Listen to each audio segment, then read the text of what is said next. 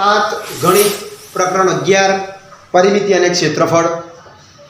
આપણે સ્વાધ્યાય 11.1 ની ચર્ચા અગાઉ કરી ગયા। હવે 11.2 સ્વાધ્યાય 11.2 એમાં 11.2 શરૂ કરતા પહેલા આપણે ફરીથી સૂત્ર યાદ કરી લઈએ। તો જે સૂત્ર હતું કે સમાંતર બાજુ ઉપર લખી રાખીએ આપણે, બરાબર, એક બાજુ હે કે હા સમાંતર બાજુ ચતુષ્કોણનું ક્ષેત્રફળ, બરાબર, ચતુષ્કોણનું ક્ષેત્રફળ। સૂત્ર લખતા પહેલા સમજી લઈએ, ફરી એકવાર યાદ કરી લઈએ આપણે કે એવો ચતુષ્કોણ કે જેની સામેની બાજુઓ સમાન હોય છે ને, દાખલા તરીકે આ 10 માપ છે તો આ 10 માપ હોય, આ 8 હોય તો આ 8 હોય, બરાબર। એનું ક્ષેત્રફળ શોધવા માટે આપણે શું કરવું પડે તો કે દાખલા તરીકે જો આપણે પાયા તરીકે આ બાજુને લઈ લઈએ, જેને પાયો અથવા તો બી કહીએ, બરાબર છે, બેઝ, એના પર સામેના શિરોબિંદુ એટલે આ બિંદુમાંથી 90 અંશના ખૂણે એક રેખાખંડ આપણે દોરીએ, જેને વેધ એટલે કે ચતુષ્કોણની ઊંચાઈ એટલે કે h કહેવાય। શું કહેવાય? h કહેવાય। તો એના ક્ષેત્રફળનું સૂત્ર બને છે સમાંતર બાજુ ચતુષ્કોણનું ક્ષેત્રફળ બરાબર પાયો ગુણ્યા એ પાયા પરનો વેધ। જો તમારે ઇંગ્લિશમાં લખવું હોય તો પાયાને બી કહેવાય, વેધને h કહેવાય। તો સબાચનું ક્ષેત્રફળ બરાબર પાયો ગુણ્યા વેધ। આ સૂત્રનો ઉપયોગ કરીશું। વળી જો ત્રિકોણની વાત કરીએ, ત્રિકોણનું ક્ષેત્રફળની ચર્ચા કરીએ તો ત્રિકોણનું ક્ષેત્રફળ, ઓકે, સૂત્ર પછી લખીએ, પહેલા સમજી લઈએ। દાખલા તરીકે આપણી પાસે કોઈ ત્રિકોણ છે, ત્રિકોણની 3 બાજુ આપણને ખબર છે। હવે આ ત્રિકોણની 3 અલગ અલગ બાજુઓ છે, નીચેની બાજુને આપણે પાયા તરીકે ઓળખીએ છીએ, બરાબર છે। જો આ બાજુ હોય આ પણ પાયો બની શકે, આ પણ કોઈ પણ બાજુ પાયો બની શકે છે। તો પાયો બી, હવે વેધ, તો પાયા પર વેધ એટલે કે આ શિરોબિંદુ છે, એમાંથી એના પર કાટખૂણે એટલે કે 90 અંશના ખૂણે એક રેખાખંડ દોરવામાં આવે, એને ત્રિકોણનો વેધ અથવા તો ત્રિકોણની ઊંચાઈ કહેવાય, વેધ બરાબર h। તો ત્રિકોણના ક્ષેત્રફળનું સૂત્ર બને છે 1/2 ગુણ્યા પાયો ગુણ્યા વેધ, બરાબર છે। 1/2 પાયાને ઇંગ્લિશમાં બી કહીએ છીએ, વેધને h કહીએ છીએ।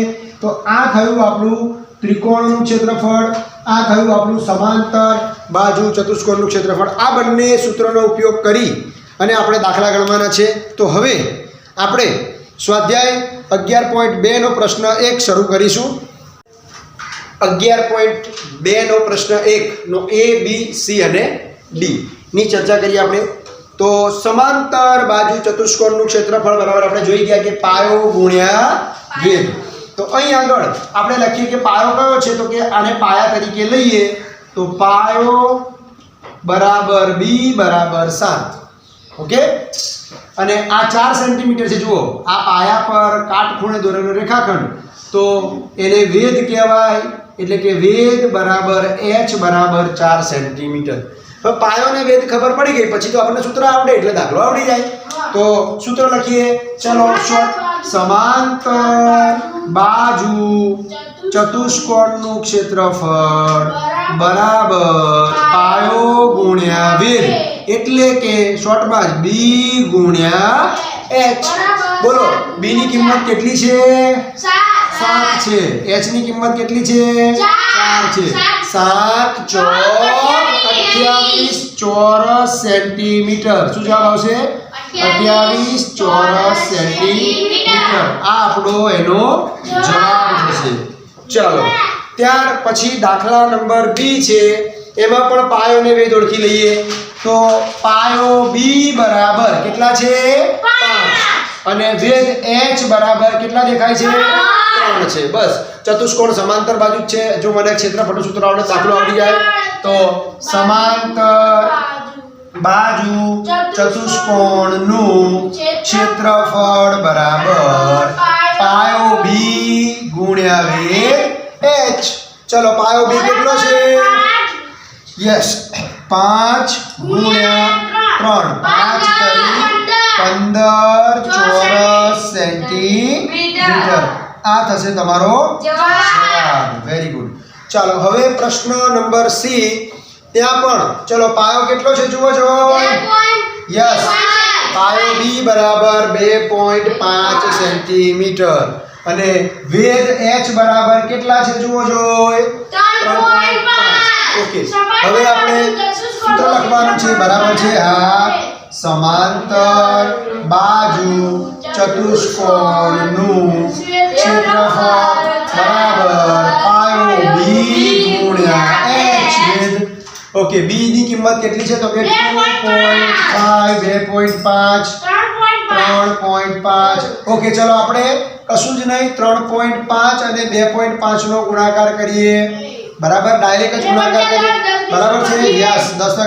0 2 * 5 10 ચાલો ગુણાકાર કરી નાખો જોઈ જવાબ આવશે 8.75 ચોરસ સેન્ટીમીટર ચાલો એના પછીના દાખલાની અંદર જુઓ તો પાયો આ બાજુ જો આપણને નીચે નથી દેખાતો પાયો તો અહીંયા છે હે ને તો પાયો બી બરાબર કેટલા દેખાય છે 5 સેન્ટીમીટર અને વેધ જે છે એના પર દોરેલું નામ દેખાય h બરાબર 4.8 ફરીથી સૂત્ર બોલીએ તો સમાંતર બાજુ ચતુષ્કોણનું ક્ષેત્રફળ બરાબર પાયો બી ગુણ્યા વેધ h બી ગુણ્યા h ચલો બી ની કિંમત કેટલી દેખાય છે 5 h ની કિંમત કેટલી છે 4.8 ચલો 4.8 નો 5 સાથે ગુણાકાર કરી દો બરાબર છે અથવા તો આપણે છેદ પર ઉડાડી શકીએ કે 5 48 ના છેદમાં 10 લઈએ હે ને તો 5 ના ઘડિયામાં 10 ક્યારે આવે તો કે 5 1 5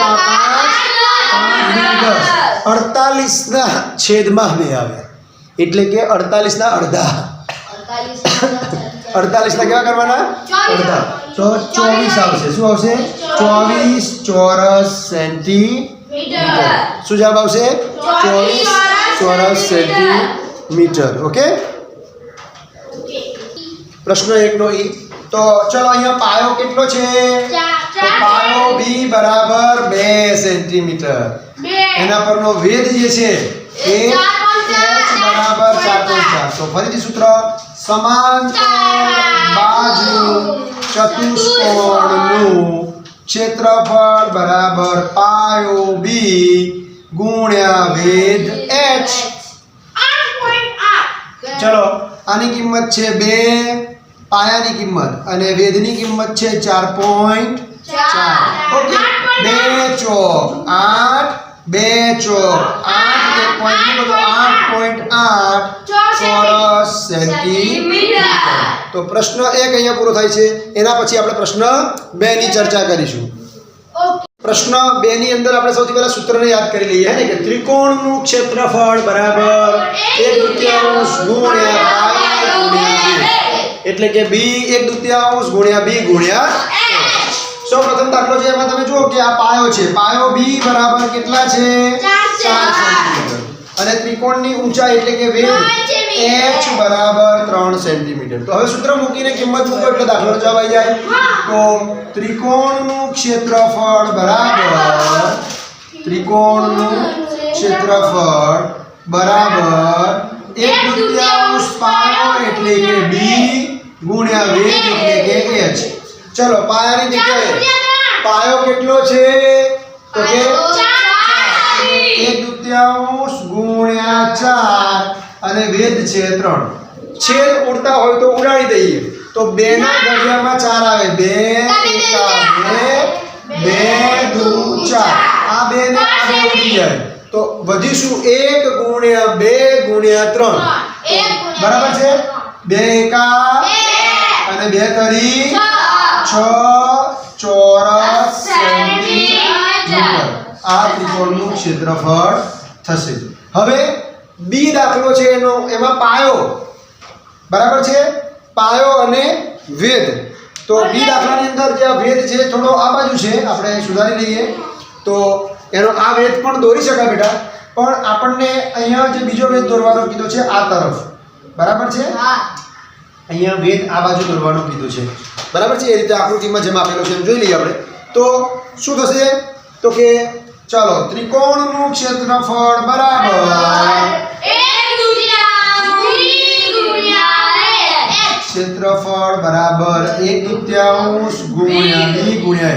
પણ હજુ b ને h કરવાના રહ્યા છે બાકી, તો b બરાબર 5 સેન્ટીમીટર. એના પર દોરેલો વેધ h બરાબર 3. ચલો કિંમતો મૂકી દઈએ તો 1/2 ગુણ્યા 5 પાયો b બરાબર 5 અને h બરાબર 3.2. 3.2. ઓકે, ચલો છેદ પૂરતા હોય તો ઉડાડી દઈએ. 1 મિનિટ. તો શું કરવું પડે બેટા આગળ? તો કે ઉપર 5 છે અને 3.2 માંથી જગ્યાએ 32 લખવા હોય, નીચે 2 તો હતા તો પોઈન્ટ કાઢ્યો છે, બરાબર છે. લાડવા કેટલા? એક લાડવો ખાધેલો હતો હે ને? પોઈન્ટ પછી એક કૂદકો મારીને આમ આવ્યા છે ને એક લાડવો, તો નીચે એક લાડવો એટલે કે 10 મૂકવા પડે. શું મૂકવું પડે? 32 માંથી 3.2 માંથી પોઈન્ટ કાઢ્યો એના બદલ પોઈન્ટ પછી એક આંકડો તો એટલે નીચે દશાંશ હતા એટલે 10 મૂક્યા. હવે 5 એકા 5. ઓકે, હવે નીચે આપણે ગુણાકાર કરી દઈએ. ઉપર 32 અને નીચે 2 ગુણ્યા 2. 2 ગુણ્યા 2 શું થાય? 4. 4 ના ઘડિયામાં 32 ક્યારે આવે? 4 × 32 એટલે 4 4 ઉડી ગયા ને. તો ક્ષેત્રફળ બરાબર શું આવ્યું? 8 યસ, 8 ચોરસ સેન્ટીમીટર. ત્યાર પછી આપણે એના પછીનો દાખલો. હવે આ ત્રિકોણમાં આ ખૂણો 90 છે. આ ત્રિકોણનો પ્રકાર કાટકોણ ત્રિકોણ કહેવાય. શું કહેવાય? જો હવે બીજા ત્રિકોણમાં દેખાય છે એમ અલગથી અહીંયા વેધ દેખાતો નથી. તો કે જો આને પાયા તરીકે લઈએ ને તો આ વેધ બની જાય, અને આને પાયા તરીકે લઈએ તો આ વેધ બની જાય હે ને. ત્રિકોણમાં જ્યારે કાટખૂણો બનાવે છે એની આજુબાજુની બંને બાજુઓ પાયાને વેધ જેવું કામ કરે છે. ધારો કે આપણે આને પાયા તરીકે b ને લઈ લઈએ કે b બરાબર 3 સેન્ટીમીટર, તો આ બની જશે વેધ h બરાબર 4. જો તમે b આને લીધો હોત તો આ શું બની જાય? h બની જાય, બરાબર. આ પાયો લીધો હોત તો આવે. ફરીથી ત્રિકોણનું ક્ષેત્રફળ બરાબર યસ, ત્રિકોણનું ક્ષેત્રફળ બરાબર 1/2 પાયો એટલે કે b, વેધ એટલે કે h, 1/2 પાયો એટલે કે 3 અને વેધ એટલે કે 4. ચાલો બેટા, ઉપર થઈ જાય 3 ગુણ્યા 4, નીચે આવી જાય, નીચે આવી જાય, બરાબર છે. 2 દુના 4, 3 દુ કેટલા થશે? 6 ચોરસ સેન્ટીમીટર. ચલો પોઝ કરીને ચોથો દાખલો ગણી નાખો તમે. ચોથો દાખલો જોઈ લઈએ. પાયો b બરાબર 3. હવે અહીંયા ગુરુકોણ ત્રિકોણ છે. ગુરુકોણ ત્રિકોણ એટલે આ ખૂણો 90 કરતા મોટો છે, તો એનો વેધ, આનો વેધ અંદર છે ત્રિકોણમાં. જુઓ, આનો વેધ અંદર છે, આનો વેધ ક્યાં છે? બહાર છે હે ને. ગુરુકોણ ત્રિકોણમાં એનો વેધ ક્યાં આવે છે? તો હવે બસ પાયો છે b બરાબર h અને h બરાબર 2. ફરીથી ક્ષેત્રફળ ત્રિકોણ બરાબર ક્ષેત્રફળ બરાબર 1/2 પાયો એટલે કે b ગુણ્યા વેધ એટલે કે h, 1/2 3 વેધ એટલે કે 2. 2 એકા ઉડી ગયા. તો હવે શું વધ્યું? 3 એકા 3 ચોરસ સેન્ટીમીટર. તો પ્રશ્ન 2 અહીં આગળ પૂરો થાય છે. 2 નો પ્રશ્ન 3 કોષ્ટક આપેલો છે. કોષ્ટકને આધારે ખૂટતા મૂલ્યો. આપણે આખો કોષ્ટક દોરવાની જરૂર નથી, બરાબર. પ્રથમ રકમ છે a, એમાં આધાર એટલે કે પાયો, પાયાને બીજું આધાર પણ કહેવાય. શું કહેવાય છે? આધાર b, બરાબર છે. અને ઊંચાઈને, વેધને ઊંચાઈ પણ કહેવાય. શું કહેવાય? ઊંચાઈ h. અને ક્ષેત્રફળ. આ ત્રણમાંથી આપણને 2 વસ્તુ આપેલી હશે, ત્રીજી વસ્તુ આપણે શોધવાની છે. તો સૌ પ્રથમ દાખલાની અંદર તમે જુઓ, એની અંદર તો કે આધારનું માપ આપેલું છે. કેટલા સેન્ટીમીટર છે? જુઓ 20 સેન્ટીમીટર. ઊંચાઈ આપેલી નથી, પ્રશ્નાર્થ ચિહ્ન કરી દઉં છું. અને ક્ષેત્રફળ આપેલું છે 246 સેન્ટીમીટરનો સ્ક્વેર, સેન્ટીમીટરનો વર્ગ એટલે કે ચોરસ સેન્ટીમીટરને આ રીતે બીજું લખાય છે. હવે આપણે કોની વાત છે? તો કે અહીંયા આગળ બરાબર છે ચતુષ્કોણ છે. શું છે આ? ચતુષ્કોણ. એટલે કે સમાંતર બાજુ ચતુષ્કોણનું ક્ષેત્રફળ બરાબર પાયો બી ગુણ્યા વેધ h. શું સૂત્ર છે? પાયો બી ગુણ્યા વેધ h. જેની કિંમત ખબર છે એની કિંમત આપણે મૂકતા જઈએ. ક્ષેત્રફળની જગ્યાએ કેટલા મૂકી શકાય? 246. પાયાની જગ્યાએ કેટલા મૂકવાના છે? 20. અને ઊંચાઈ ખબર નથી, h ના h. હવે સમીકરણ પ્રમાણે આ 20 ને આપણે ક્યાં લઈ જવા પડે? તો કે આ બાજુ લઈ જવા પડે. h અને 20 વચ્ચે કઈ નિશાની દેખાય છે? ગુણાકાર. તો ભાગાકારમાં જશે. તો તેથી h બરાબર 246 ભાગ્યા 20. હવે 246 ને 20 વડે ભાગવા પડે. આપણે થોડું સહેલું બનાવીએ એને. બરાબર છે? તો શું થાય? 246 નીચે 2 દાન 20. આવું કરાય કે ના કરાય? બરાબર છે?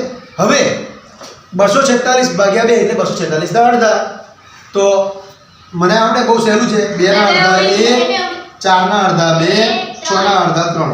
123 દુ 246. બે ઉડી ગયા. હવે અહીંયા 10 વધ્યા. તો 10 વધે તો આપણે શું કરવાનું છે? ભાગાકાર કરવાની જરૂર નથી, પોઈન્ટ કાપી લેવાનો હે ને. લાડવા ખોડાય નીચે તો એક કૂદકો મારવાનો. એટલે 123 ની જમણી બાજુ ઊભા રહી એક કૂદકો મારી દઈએ તો જવાબ શું આવે? 12.3 સેન્ટીમીટર. આ બાજુની લંબાઈ આવી છે એટલે કયો એકમ આવશે? સેન્ટીમીટર. બરાબર? ધ્યાન રાખજો, કોઈ સેન્ટીમીટર સ્ક્વેર ના લખે. એક ક્ષેત્રફળનો એકમ છે. તો આપણને પાયાનું અહીંયા કરે વેધનું મૂલ્ય એનું આપણને મળી ગયું. ચલો બીજો દાખલાની અંદર આધાર બી આપેલો છે. જુઓ તો ના, એટલે પ્રશ્નાર્થ ચિહ્ન લઈ લઈએ. ચાલો, ઊંચાઈ આપેલી છે કેટલી? 15 સેન્ટીમીટર. અને ક્ષેત્રફળ કેટલું છે? જુઓ જોઈ.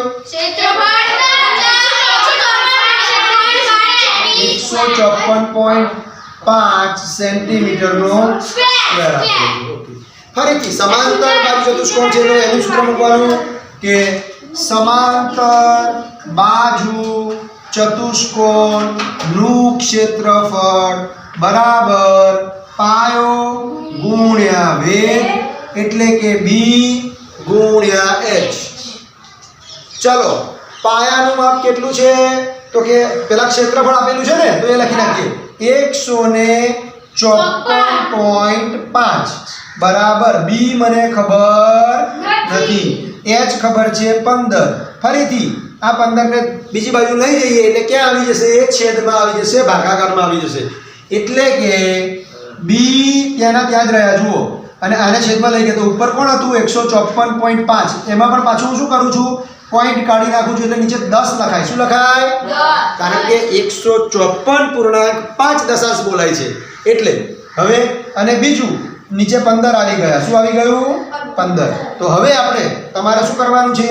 તો કે 1545 ને 15 વડે ભાગી જુઓ. ચલો, વિડીયોને પોઝ કરો અને ભાગી દો. બરાબર છે?